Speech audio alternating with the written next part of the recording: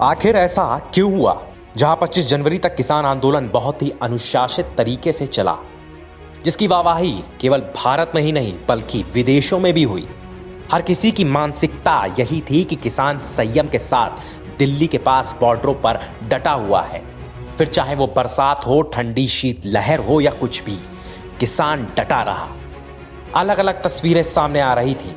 कभी किसान पुलिस वालों को खाना बांटते हुए नजर आ रहे थे तो कभी खुद के लिए खाना बनाते नजर आ रहे थे, कभी पानी पिलाते तो कभी कुछ और।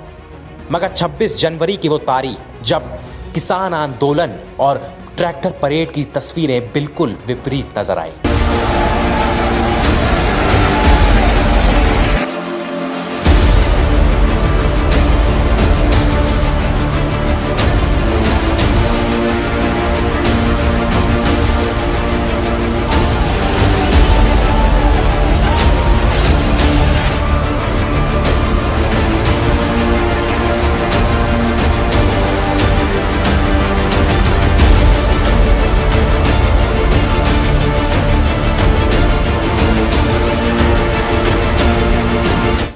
26 जनवरी को उसी पुलिस पर पत्थरबाजी हुई, डंडे बरसाए गए और तलवारें निकल आईं।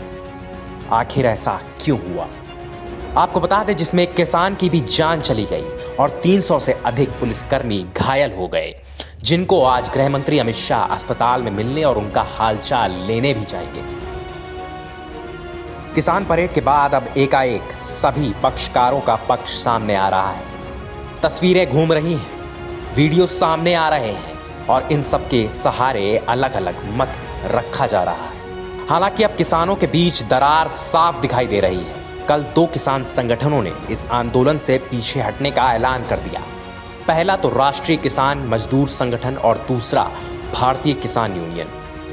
वहीं कल शाम दिल्ली पुलिस ने पहले एक कॉन्फ्रेंस की और 26 जनवरी की घटना पर पुलिसिया एक्शन की जानकारी दी। पुलिस कैसे इस मामले में आगे बढ़ रही है उसकी भी जानकारी दी। साथ ही पुलिस कमिश्नर SN श्रीवास्तव ने किसान नेताओं पर विश्वासघात का आरोप लगाया और कहा किसानों ने शर्तें नहीं मानी, जिससे यह हिंसा देखने को मिली। साथ ही आपको बता दें, अमित शाह ने भी बैठक कर आगे की क्या रणनीति होगी इस पर भी विचार किया। दूसरी ओर किसान नेताओं की भी एक लंबी बैठक चली और दिल्ली पुलिस की प्रेस कॉन्फ्रेंस के बाद किसान नेता भी मीडिया के सामने आए और उन्होंने भी अपना पक्ष रखा। उन्होंने सरकार और प्रशासन पर कई तरह के गंभीर आरोप लगाए और हिंसा में किसी भी तरह के हाथ होने के आरोपों को खारिज किया।